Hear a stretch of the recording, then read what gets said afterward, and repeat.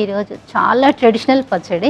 ఏంటి పచ్చడి పేరు? దోస వరుగుల పచ్చడి. దోస వరుగుల పచ్చడి తయారు చేసుకోవడానికి కావలసిన పదార్థాలు: ఎండబెట్టిన దోసకాయ ముక్కలు, ఎండుమిర్చి, ధనియాలు, వెల్లుల్లిపాయ రెబ్బలు, ఉల్లిపాయ ముక్కలు, నానబెట్టిన చింతపండు, పసుపు, నూనె. ఇది ఏ ప్రాంతం వంటకం? ఎక్కువగా ఏ ప్రాంతంలో వాళ్ళు చేసుకుంటారు? తెలంగాణ. హే, తెలంగాణ పచ్చడి సూపర్. స్టవ్ వెలిగించేస్తున్నాం. బాండి పెట్టాను. ఇప్పుడు ఆ దోస వరుగులు వేసేయండి. ఇవి వేయించుకోవాలి. ఆల్రెడీ ఎండినవి కదా, కొంచెం డ్రైగా వేయించుకోవాలి.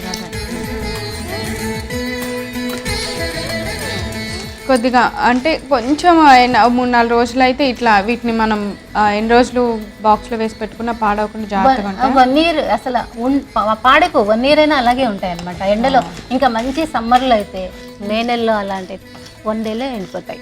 ఒకరోజు 1 or 2 days అంతే. అంటే ఇప్పుడు స్టార్టింగ్ ఎండలు కాబట్టి 3-4 days పట్టింది. మంచి ఎండాకాలంలో అయితే 2 రోజులు చాలు ఎండిపోతాయి. ఎండబెట్టినా మళ్ళీ కొద్దిగా వీటిని ఫ్రై చేయాలి. కొంచెం రోస్ట్ చేస్తే బాగుంటుంది. దీనికి ఏమైనా కొలత ప్రకారం వేసుకోవాలా? ఉప్పు కారాలు లేదు, చూచాయిగా మనకి టేస్ట్ తగ్గట్టుగా వేసుకోవాలి. సరిపడినంత వేసుకుంటూ వెళ్ళాలి.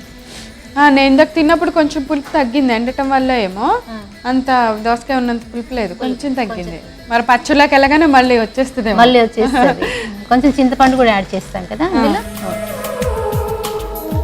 అంటే మనకి కొంచెం బాగా వేగిని అన్నట్టు కొంచెం వేగాలి, వరకు వేయించాలి. ఎందుకంటే ఇందులో గింజలు కూడా ఉంటాయి కదా, కొంచెం వేగితేనే టేస్ట్ వస్తుంది బయట. ఎండపెట్టినా మళ్ళీ మనం ఫ్రై చేసాము వీటిని. తీసేసేయండి. తీసేయచ్చా?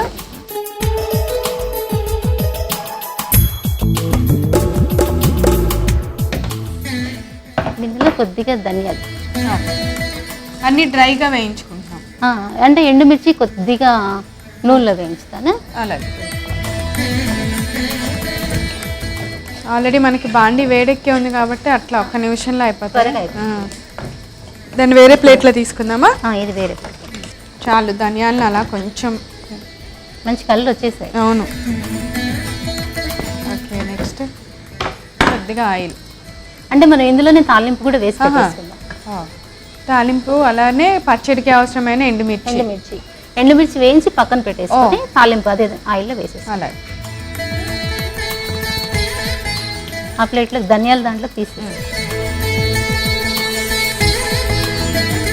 అయిపోయినట్టేనా?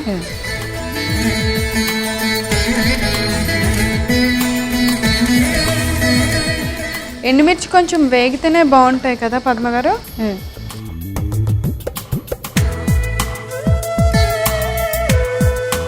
ఓకే, ఇప్పుడు తాలింపు వేస్తున్నారు. పచ్చడికి కావాల్సినంత తాలింపు. ఇందులో శనగపప్పు, మినపప్పు, ఆవాలు, జీలకర్ర, ఎండుమిర్చి, కరివేపాకు. మన వెల్లుల్లిపాయలు లాస్ట్కి పచ్చడి నూరేటప్పుడే వేస్తామా? ఇందులో స్టవ్ ఆపైన ఆ వేడికి సరిపోతుంది. మనం పచ్చడి నూరుకునే అంతలోకి ఆ వేడికి ఆ పప్పులు కూడా రోస్ట్ అయిపోతాయి. ఓకే, సో తాలింపు కూడా బాగా అంటే ఆల్రెడీ వేడి ఎక్కువ ఉంది కాబట్టి మళ్ళీ పని చేసుకోకుండా ఒకేసారి మనం ఆ బాండీలోనే ఫస్ట్ దోసకాయ ముక్కలు వేయించాం బాగా, అవి పక్కన పెట్టి ధనియాలు వేయించేసాము, ఆయిల్ వేసి ఆయిల్లో ఎండుమిర్చి వేయించుకొని ఇంకా అదే ఆయిల్లో తాలింపు వేసేసాం. ఒక్కసారే పని పొయ్యి దగ్గర ఫుల్ అయిపోయింది. ఇప్పుడు ఫైనల్గా దంచుకోవాలి. పచ్చడి నూరటానికి రోటి దగ్గరికి వెళ్ళిపోదాం. సో పద్మ గారు మన రోల్ దగ్గరికి వచ్చేసాము, అన్ని రెడీగా ఉన్నాయి. ముందుగా రోట్లో ఏ వేసి నూరాలి? ఫస్ట్ ఎండుమిర్చి, ధనియాలు వేసేయండి. ఓకే, మన కారం మెత్తగా మెదిగితే ఆ తర్వాత టేస్ట్ బాగా వస్తుంది. ఉప్పు కూడా ఇవ్వండి. ఉప్పు వేస్తే మనకి కరకరలాడుతున్నాయి మిరపకాయలు. బాగా వేయించారు కదా. వెల్లుల్లి రెబ్బలు,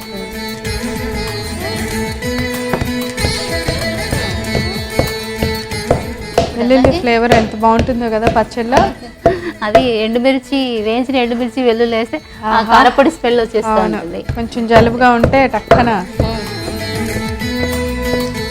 ఏమైంది నెక్స్ట్? చింతపండు నానబెట్టిన చింతపండు వాటర్తో వేసేనా? వాటర్తో వేసి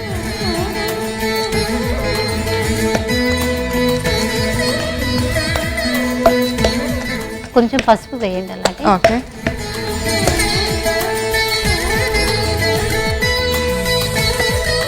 ఆల్మోస్ట్ మనం తీసుకునే ఇంగ్రీడియంట్స్ అన్ని వేసాం కదా. ఉల్లిపాయ ఫైనల్గా పచ్చి ఉల్లిపాయ. కొంచెం వాటర్ వేయండి, ఆ తర్వాత ఉల్లిపాయ వేసి ఒకసారి దంచి తీసేద్దాం. సో పచ్చడిలాగా మెత్తగా అవ్వాలి కాబట్టి కొంచెం వాటర్ వేసుకోవచ్చు. ఓకే, ఇప్పుడు ఉల్లిపాయ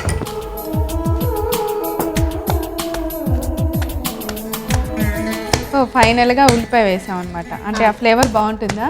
ఇలా ఆ ఉల్లిపాయ మొత్తం మెదగకూడదు, నలిగి నలగకుండా ముక్కలాగా ఉండాలి. అయిపోయినట్టేనా పచ్చడి? తాలింపులోకి వేయినా పచ్చడిని వేసేసే. ఓకే, సో ఆల్రెడీ మనం తాలింపు వేయించి పెట్టాము, దానిలోకి పచ్చడి బాగా కలుస్తుంది కూడా. ఆ ఉల్లిపాయ చూసారా, ఇలా మనం ఇలా దంచితే అంటే చిన్న ముక్కలు చేసుకోకూడదు, పెద్ద ముక్కనే అలా దంచాలన్నమాట. అంతే. అలా ఇది ఏంటంటే ఆ కన్సిస్టెన్సీ అనేది అలా రావాలి. ఓకే, దీనివల్ల ఎక్కువ ఫ్లేవర్ పచ్చడిలోకి కూడా దిగదు కదా. దాంట్లో ఉన్న నీరు బయటకు వచ్చేస్తుంది, దంచడం వల్ల ఉల్లిపాయలో నీరు వచ్చేస్తుంది. ఇలా ఉంటే మనం తినడానికి టేస్ట్గా ఉంటుంది, దాని ఫ్లేవర్ డిఫరెంట్గా ఉంటుంది. అసలు దీని టేస్ట్ ఇప్పుడే తెలిసిపోతుంది నాకు, తినక్కర్లేదు, అన్నితో చూస్తేనే చెప్పేయచ్చు.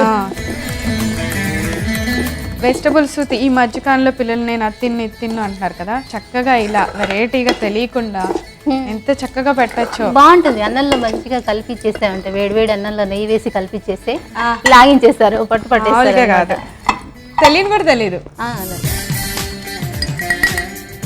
సమ్మర్లో అయితే బాగుంటుంది. మనకేంటంటే సమ్మర్లో ఏది కూడా తినాలి అనిపించదు, ఎక్కువ వాటర్ తోటే కడుపు నిండిపోతూ ఉంటుంది అనమాట. అలాగే ఇందులో పచ్చి ఉల్లిపాయ చలువదనం ఉంటుంది, అది దోసకాయలు కూడా చలువే, వాటర్ కన్సిస్టెన్సీ ఎక్కువ కాబట్టి అది మంచిది. దోస ఒరుగుల పచ్చడి తయారు చేసుకునే విధానం: ముందుగా స్టవ్ వెలిగించి ఒక బాండీ పెట్టుకొని అందులో మనం ముందుగా ఎండబెట్టిన దోసకాయ ముక్కలు వేసి బాగా వేయించి పక్కన పెట్టుకోవాలి. తర్వాత దానిలో ధనియాలు కూడా వేసి కొద్దిగా బ్రౌన్ కలర్ వచ్చేంత వరకు ఫ్రై చేసుకొని ధనియాలను కూడా తీసి పక్కన పెట్టుకోవాలి. ఇప్పుడు అందులో నూనె వేసి వేడెక్కిన తర్వాత ఎండుమిర్చి కూడా వేసి కొంచెం ఫ్రై చేసి ఒక ప్లేట్లో పక్కన పెట్టుకోవాలి. ఇప్పుడు అదే బాండీలో తాలింపు గింజలు వేసి కరివేపాకు వేసి తాలింపు వేయించి పక్కన పెట్టుకోవాలి. ఇప్పుడు మనం ముందుగా రోట్లో వేయించుకున్న ఎండుమిర్చి ధనియాలు వేసి బాగా మెత్తగా దంచుకోవాలి. దానిలో సరిపడినంత ఉప్పు కూడా వేసి మనం ముందుగా వేయించిన దోసకాయ ముక్కలను కూడా వేసి బాగా మెత్తగా దంచుకోవాలి. వెల్లుల్లి రెబ్బలు వేసి బాగా దంచుకున్న తర్వాత దానిలో నానబెట్టిన చింతపండు రసాన్ని కూడా వేసి బాగా దంచుకున్న తర్వాత దానిలో కొంచెం పసుపు వేసుకొని కొద్దిగా నీరు కూడా వేసుకొని పచ్చడి కలిసేలాగా బాగా మెత్తగా నూరుకోవాలి. ఇప్పుడు దానిలో చివరిగా ఒక ఉల్లిపాయ ముక్కలు వేసి నలిగినట్టుగా దంచుకొని ఈ పచ్చడిని తాలింపు బాండీలోకి తీసి బాగా కలుపుకొని సర్వింగ్ బౌల్లోకి తీసుకోవాలి. అంతే, ఎంతో రుచికరమైన దోసకాయ ఒరుగుల పచ్చడి రెడీ.